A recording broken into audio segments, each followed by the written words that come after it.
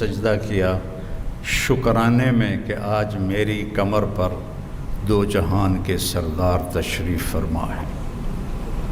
اور جب سفر شروع کیا تو ان کی قبیلے کی عورتیں 24 گھنٹے پہلے جا چکی تھیں، لیکن اونٹنی اور گدھی میں ایسی رفتار آئی کہ وہ 24 گھنٹے کا سفر طے کر کے ان سے آگے نکلنے لگیں، تو وہ حیران ہو کر کہنے لگیں، حلیمہ تیری سواری بدل گئی ہے، کیا ہوا ہے؟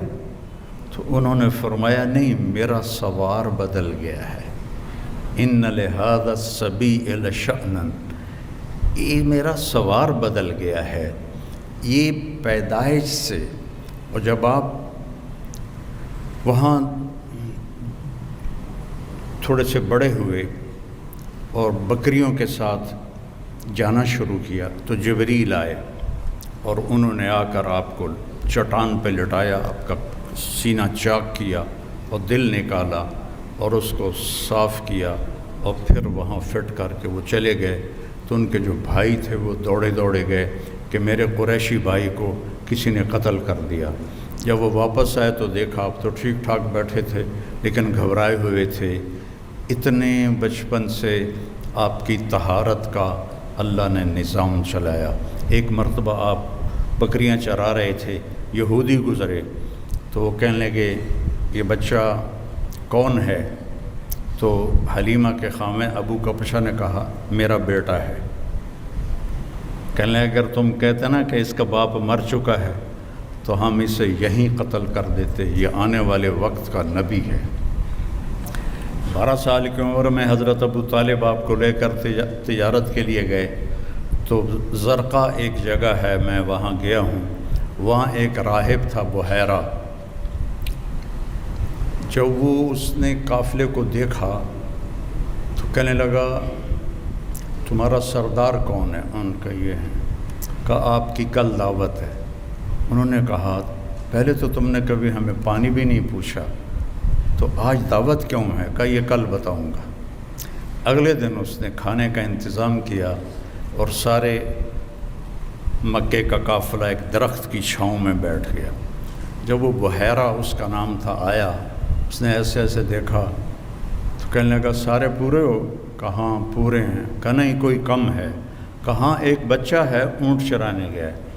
تو بحیرہ کہنے لگا اسی بچے کی وجہ سے تو دونوں روٹی کھوا رہے ہیں، دونوں کہاں پوچھنا ہے، اس بچے کو بلاؤ۔ تو پھر ایک آدمی گیا آپ کو لینے، جب آپ تشریف لائے تو چھاؤں ساری کور ہو چکی تھی، سارے لوگ چھاؤں میں بیٹھ چکے تھے، آپ کے لیے چھاؤں میں جگہ نہیں تھی۔ دھوپ میں آپ دھوپ میں جو ہی بیٹھے تو درخت کی شاخوں نے آگے بڑھ کر آپ کے اوپر سایہ کر دیا۔ تو وہ بحیرہ یہ دیکھ رہا تھا، تو پھر وہ آیا اور آپ کو کھڑا کیا، کہنے لگا یہ کس کا بیٹا ہے؟ تو حضرت ابو طالب نے فرمایا میرا بیٹا ہے۔ کہا جھوٹ بولتے ہو، میرا علم کہتا ہے اس کا باپ مر چکا ہے۔ تو فرمانے لگے ٹھیک کہتے ہو، یہ میرے بھائی کا بیٹا ہے لیکن مجھے اپنے بیٹوں سے عزیز ہے۔ پھر اس نے آپ کی کمر سے کپڑا ہٹایا تو مہر نبوت تھی۔ تو وہ کہنے لگا اس کو یہیں سے واپس لے جاؤ، یہ آنے والے وقت کا نبی ہے، اگر یہودیوں نے دیکھ لیا تو اسے قتل کر دیں گے۔ تو ابو طالب نے وہیں اپنا سامان بیچا، شام بھی نہیں گئے اور وہاں سے واپس چلے گئے۔ ایک دفعہ حضرت عمر رضی اللہ تعالیٰ عنہ تجارت کے لیے شام گئے تو وہاں ان کا جھگڑا ہو گیا، تو ایک شامی سردار نے ان کو گرفتار کروا لیا اور اپنے وہاں غلامی میں لے لیا۔ تو حضرت عمر رضی اللہ عنہ 2-4 دن ٹھہرے، پھر موقع پایا اور اس کو مارا ڈنڈا، شامی سردار کو، وہ مر گیا۔ تو ان کو پکڑنے لگے تو وہ بھاگے۔ اب یہ بدو آدمی تھے، ان کو وہ شہری پکڑ ہی نہیں پا رہے تھے، تو آگے جب گئے تو ایک پادری کھڑا تھا گرجے کے دروازے پر، اس نے حضرت عمر کو آتے دیکھا تو ان کو دور سے بلایا، ان کو اندر لے لیا اور دروازہ بند کر کے کھڑا ہو گیا۔ پیچھے سے مجمع آیا، جی آپ نے کوئی بدو تو نہیں دیکھا یہاں؟ کہا کوئی نہیں ہے، چلو بھاگ جاؤ۔ چلے گئے۔ وہ اندر آیا، کہنے لگا کون ہو؟ کہا میں عرب ہوں۔ کہاں سے آئے ہو؟ کہا میں مکہ سے آیا ہوں۔ کہنے لگا تمہارے شہر میں کسی نے نبی ہونے کا دعویٰ کیا ہے؟ ان کا نہیں۔ کہا ان قریب تمہارے شہر میں ایک نبی ہونے کا دعویٰ کرے گا، وہ آخری نبی ہوگا اور تیرے مقدر میں اس کا ساتھی بننا لکھا ہوا ہے، اور تیرے مقدر میں اس ملک کو فتح کرنا لکھا ہوا ہے۔ تو مجھے یہاں تحریر لکھ دے کہ جب تیری فوجیں میرے ملک کو فتح کریں گی تو میرے گرجے کو نہیں گرائیں گی۔ حضرت عمر کہنے لگے حضور میری غربت دا مذاق تا نہ اڑاؤ، میں تو اتنے مزدوری کرن آیا روٹی واسطے، تجھے میں نے بادشاہ بنا رہے ہو۔ وہ کہنے لگا تو تجھے کیا فرق پڑتا ہے، تو لکھ دے، چاہے میں جھوٹ ہی کہہ رہا ہوں تو لکھ دے۔ تو حضرت عمر نے لکھ دیا کہ جب میری فوجی آئیں تو اس کے گرجے اور اس کو کچھ نہ کہا جائے، اور حضرت عمر لکھنا جانتے تو سائن کر دیے۔ پھر جب حضرت عمر کے زمانے میں ملک شام پر لشکر کشی ہو رہی تھی تو پھر آپ نے وہ خط حضرت ابو عبیدہ کو دیا کہ اس راہب کی آپ نے حفاظت کرنی ہے۔ اتنا پہلے آپ کی آمد کی نشانیاں ظاہر ہونا شروع ہو چکی تھی۔ آپ درخت کے پاس سے گزرتے تھے، درخت کہتا تھا السلام علیکہ یا رسول اللہ۔ آپ پتھر کے پاس سے گزرتے تھے، پتھر کہتا تھا السلام علیکہ یا رسول اللہ۔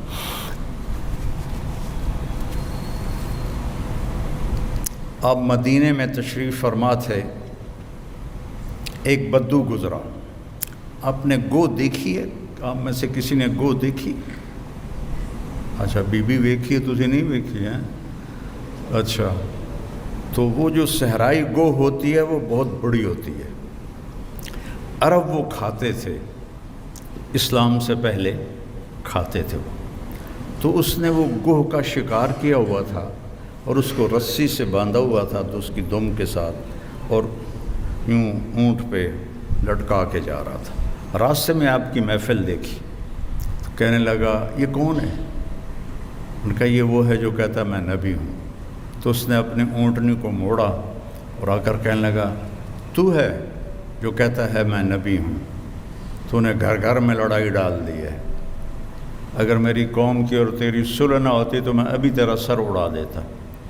تو حضرت عمر رضی اللہ عنہ کی آنکھیں گھومنے لگیں، یا رسول اللہ مجھے اجازت دے میں اس کا سر اڑاؤں۔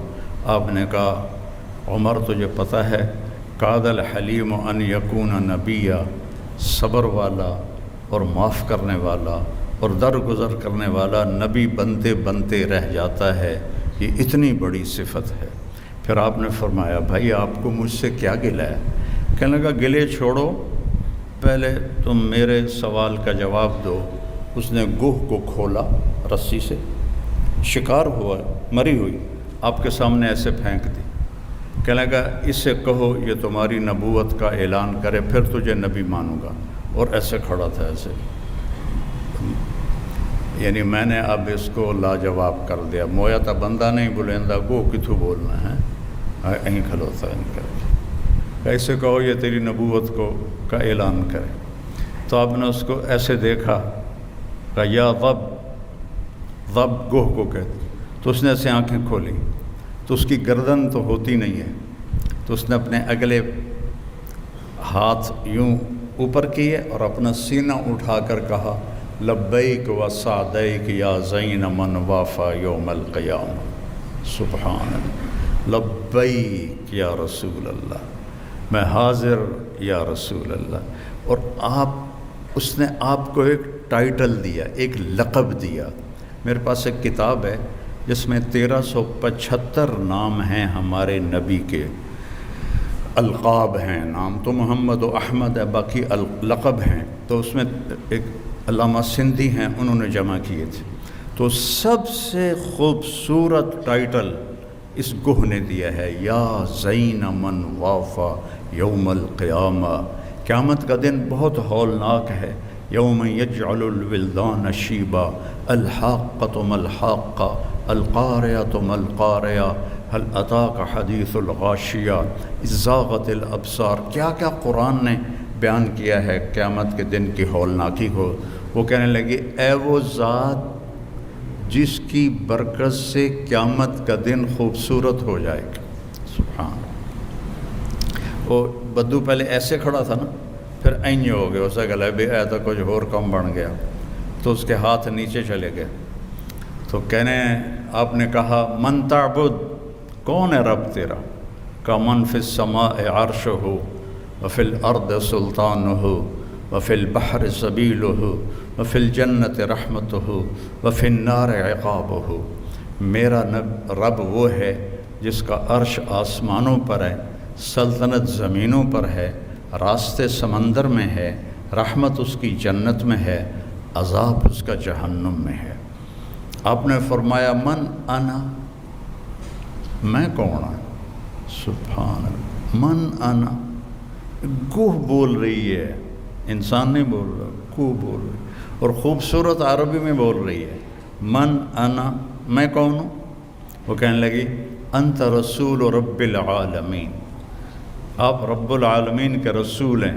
اور اس نے یہیں بس نہیں کی، اس کو اگلے مسئلے کا بھی پتہ تھا کہ ایسا بھی ہوگا.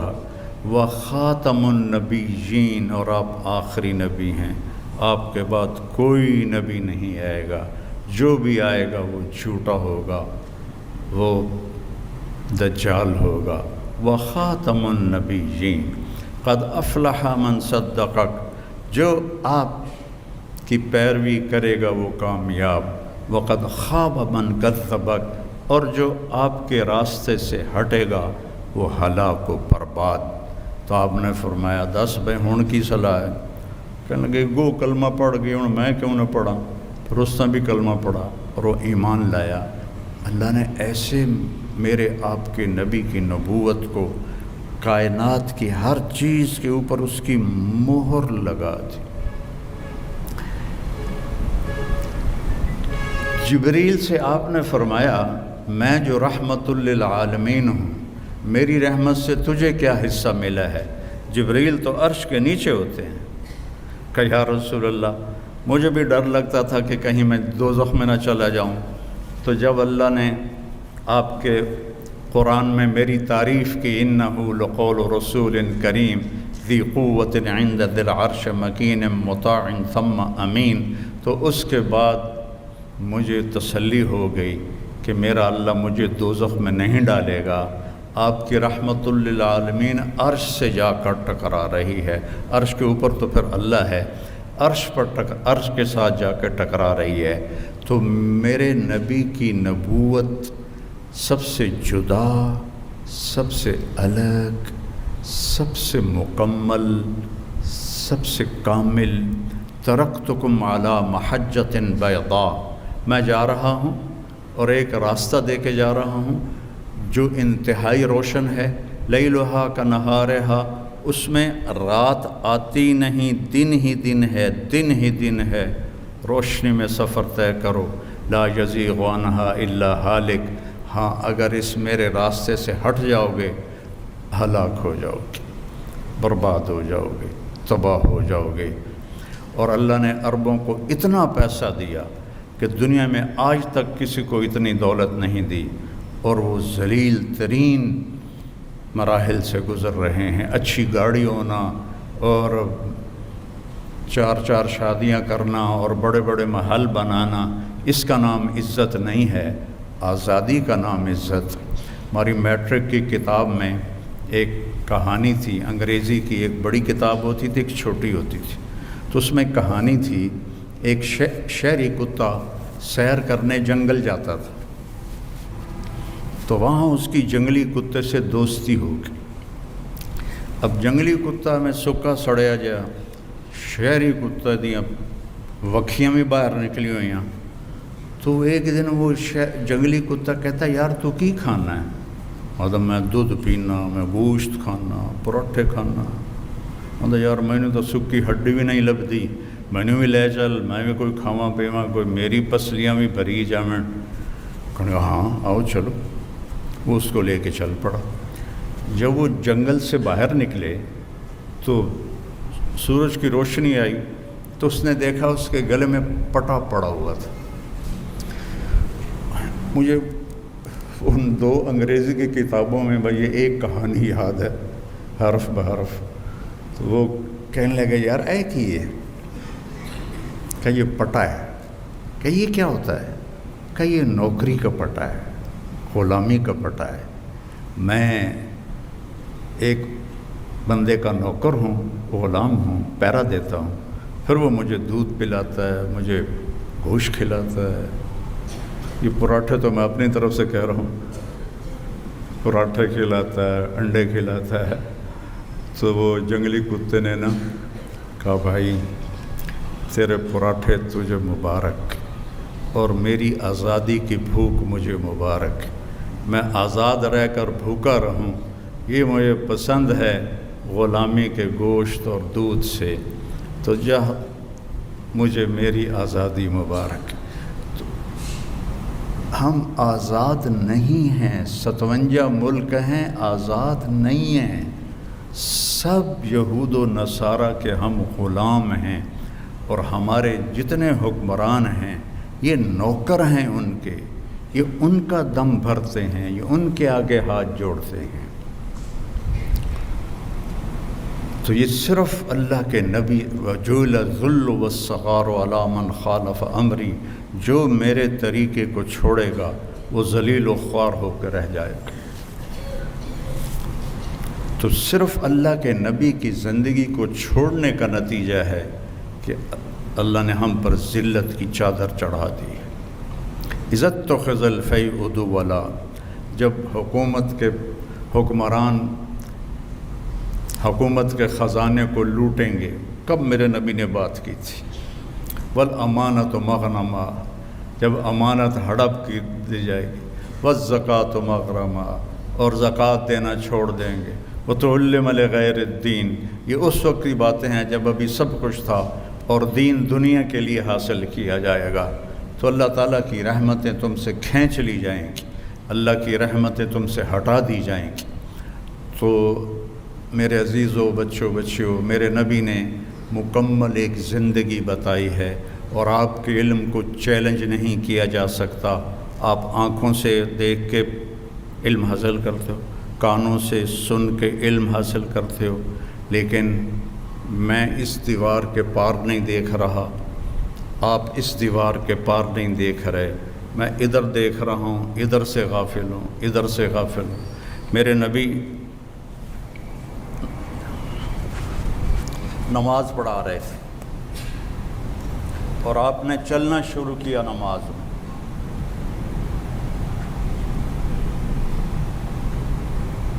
چل رہے ہیں اور دیوار کے ساتھ آ کے لگ کے کھڑے ہو.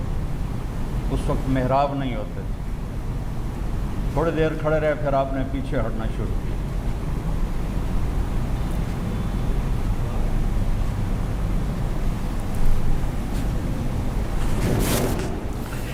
پہلے آگے گئے، دیوار کے ساتھ لگ گئے، پھر واپس ہٹے اور مصلی کے کنارے پر آ گئے. تو پچھلوں کو تو نہیں پتہ چلا، اگلی صف والوں نے دیکھا کہ آج کی کیتا اللہ دے نبی نے. جب آپ نے سلام پھیرا تو ایک دم سارے بولے یا رسول اللہ، یہ آپ نے کیا کیا ہے؟ پہلے تو آپ کبھی نہیں کی نماز. آپ نے کہا میں جب نماز پڑھ رہا تھا تو اللہ نے مجھے جنت دکھائی. اب جنت 7ویں آسمان سے شروع ہوتی ہے اور عرش پر جا کر اس کی چھت پڑتی ہے. تو آج تک تو پہلا آسمان ہی نہیں دیکھا جا سکا. وہ کیا نظر تھی جو 7 آسمان چیر کر جنت کو دیکھ لے.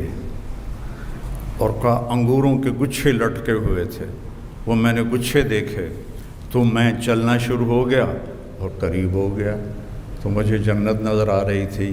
اس آنکھ کو آپ کیسے جھٹلاؤ گے؟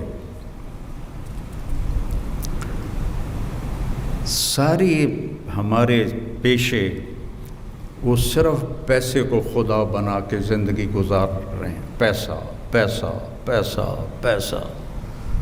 تم اس ڈاکٹر کو کامیاب سمجھتے ہو جس کا کلینک چل جائے، جس کی پریکٹس چل جائے، جس کے مریض بڑھ جائیں، وہ بہت کامیاب ڈاکٹر ہے۔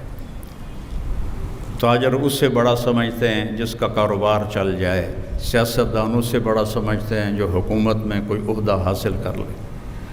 تو میرے نبی کی آنکھ ایسی طاقتور ہے کہ آپ جنت دیکھ رہے ہیں۔ کہا پھر آپ پیچھے کیوں ہٹے؟ کہا پھر ایک دم میں نے جہنم دیکھی، تو پھر اس کے ڈر سے میں پیچھے ہٹتے ہٹتے ہٹتے ہٹتے ہٹتے ہٹتے اخیر میں مصلی کے کنارے پر آ گیا۔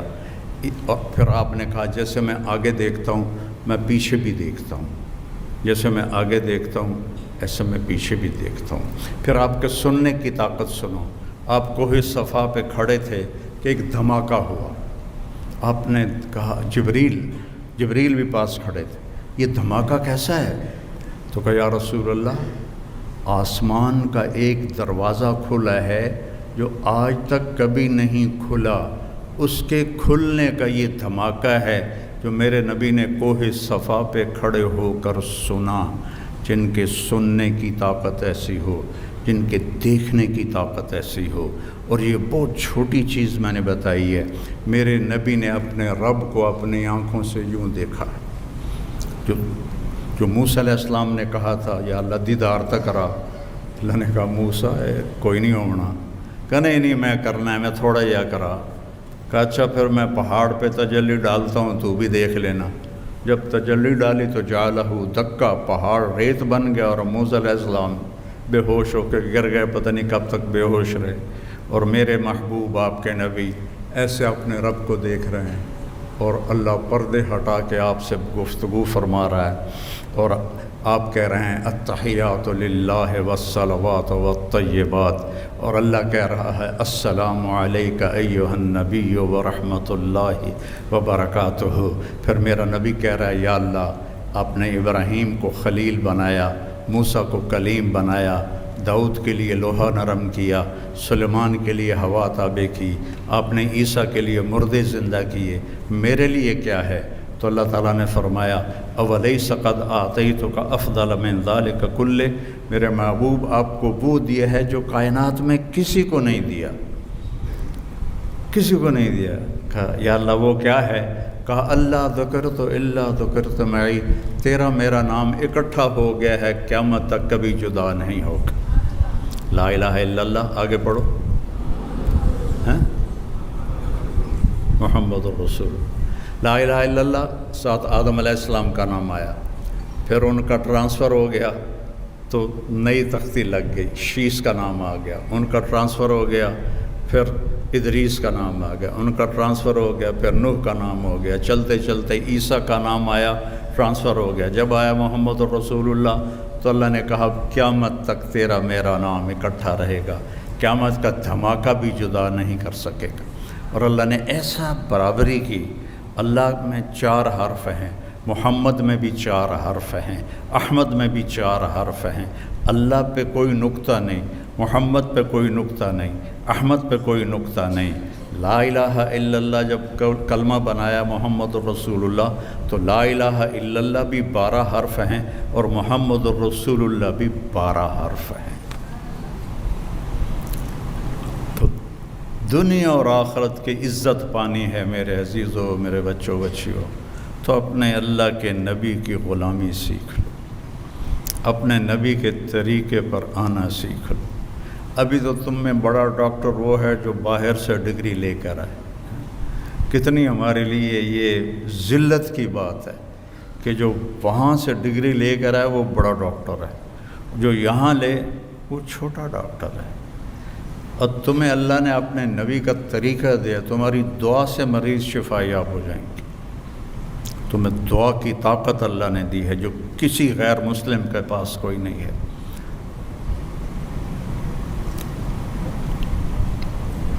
لیکن ہم نے کبھی دعا کو دعا جانا ہی نہیں ہے۔ تو میرے نبی کی زندگی ہے جو عورتوں کے لیے الگ بتایا، مردوں کے لیے الگ بتایا، اور موت تک کی زندگی ہے، تھوڑا سا امتحان ہے، پھر ہمیشہ کی کامیابی ہے۔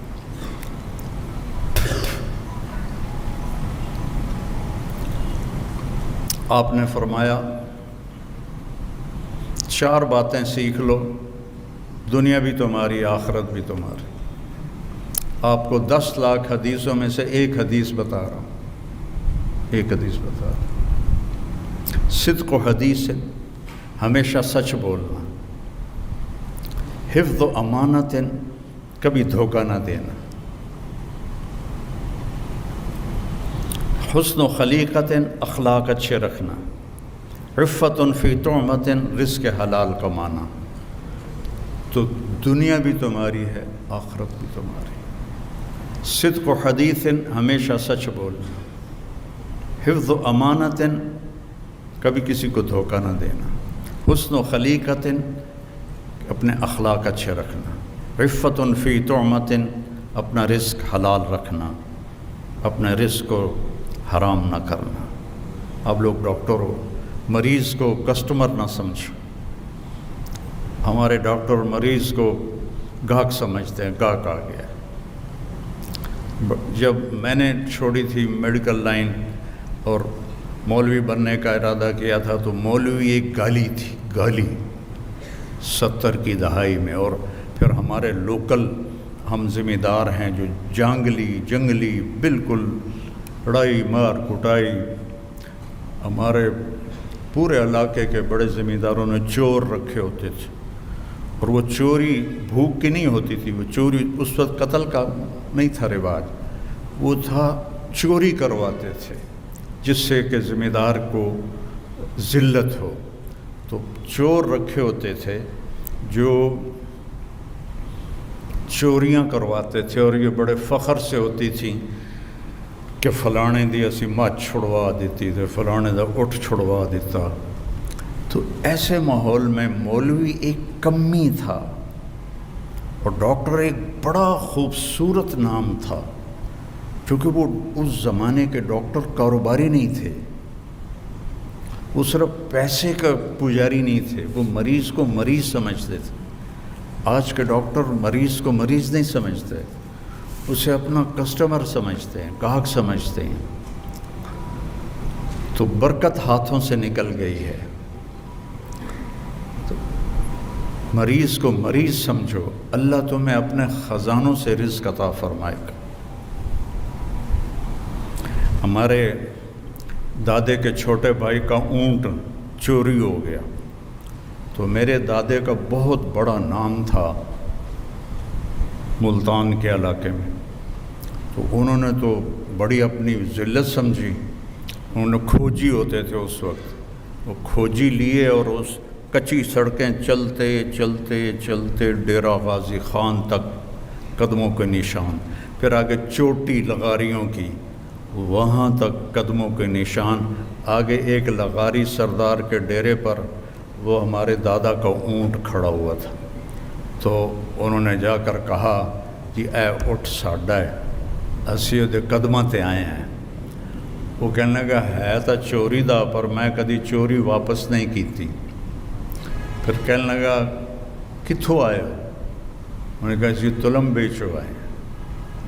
تو وہ کہنے لگا میاں گانے نو جان دے ہو؟ تو میرے دادا نے کہا میں وہ بیٹا ہوں۔ وہ کھڑا ہو گیا، اس نے اس کو جفا ڈالا، کہنے لگا تیرے پیو دا میرے اتنے احسان ہے، میں نے ایک باری تلمبے پولیس نپ لیا، تو میں نے پوچھا کہ یہاں کس کی چلتی ہے تھانے میں، سپاہیوں سے پوچھا، ان کا یہاں میاں گانے کی چلتی ہے۔ نام تو غلام محمد تھا، گانا زیور کو کہتے ہیں ہماری زبان، تو وہ اپنی خوبیوں کی وجہ سے گانا مشہور تھے۔ تو اس نے ان کو ایک سپاہی کے ذریعے پیغام بھجوایا، وہ آئے، ان سے کہنے لگا کہ کام تو میرا یہی ہوئی ہے چوریاں، لیکن میں تیرے علاقے چوری نہیں کیتی تھے، میری جان چھڑا دی۔ انہوں نے تھانے دار سے کہا، اس نے چھوڑ دیا، تو کہا اے اٹھ اپنا بھی لے جا، تے اے ایک میری طرف ہدیہ بھی لے جا۔